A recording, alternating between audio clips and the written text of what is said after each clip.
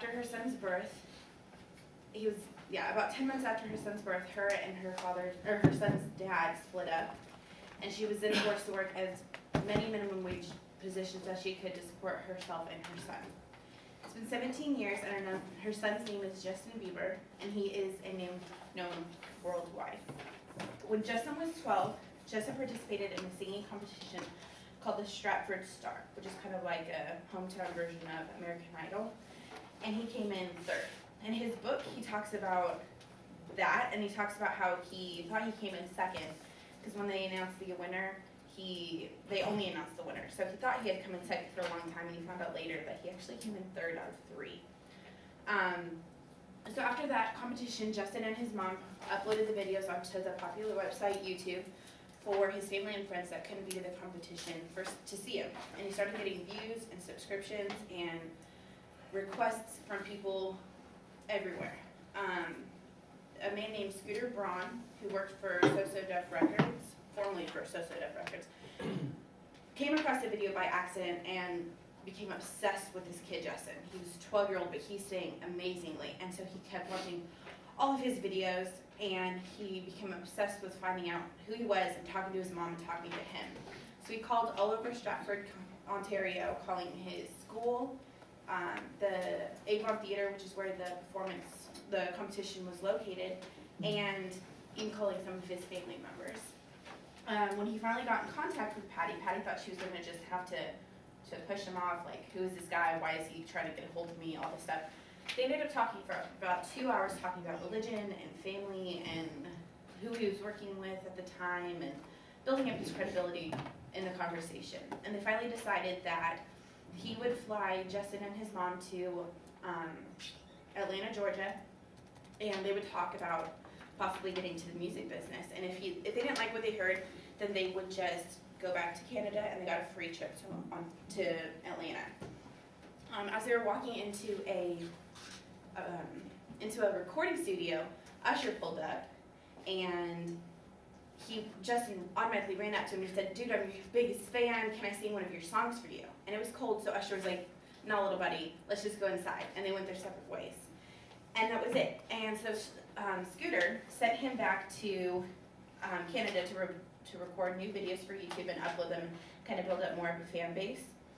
And then about a year later, he had an official meeting with Usher and had a planned meeting with Justin Timberlake, and actually received a better offer from Usher, who's actually now one of his biggest mentors and one of his best friends. Okay, so Usher introduced him to L.A. Reid, who is one of the producers, producing artists for Island Def Jams, who actually signed Usher when he was a teenager.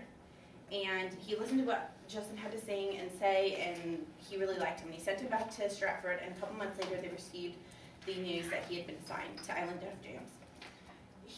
They had planned to record about 12 different songs and a couple bonus songs, and split them up into 2 CDs, releasing them within a few months of each other.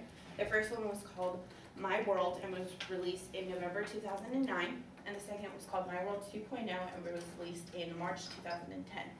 He's also released a My World, the acoustics version, because he taught himself how to play the guitar, piano, trumpet, and he taught himself how to sing. And so he released the acoustic version, and then he released a Never Say Never remixes version, which had included a lot of other stars and singers with him.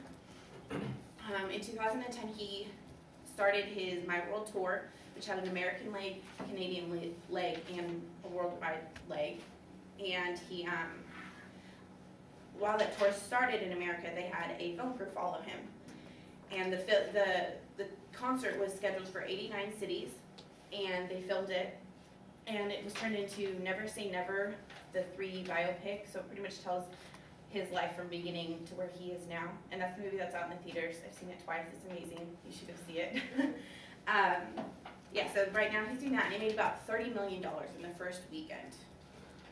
And then he released a second version of it that had about 40 minutes extra of footage that was unseen about him pranking, just being a kid like he is.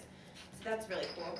Right now he's actually in Europe on his European tour, or European leg of the tour. And in this year he is recording new songs with new artists, and he plans to have a CD out in 2011. So yeah, so that's basically Justin Bieber so far. A lot of people think that he was just this together like product that people just think he was created, and he really wasn't, because from a very young age he grew up below the poverty line in Canada, and it was basically just him and his mom, and he was shown how to use drumsticks, and they automatically could see, and he was in preschool, that he had talent, and that he could drum, and he had actual tempo and could keep up and stuff. He taught himself how to do all of these things and pretty much defied all odds, that a 12-year-old scrawny kid from Canada that played hockey and basketball but didn't really meet the height expectations for basketball could ever do anything like this. And now he's pretty much just inspiration to people everywhere because he's done so much, and he's only 17. So that's Justin Bieber.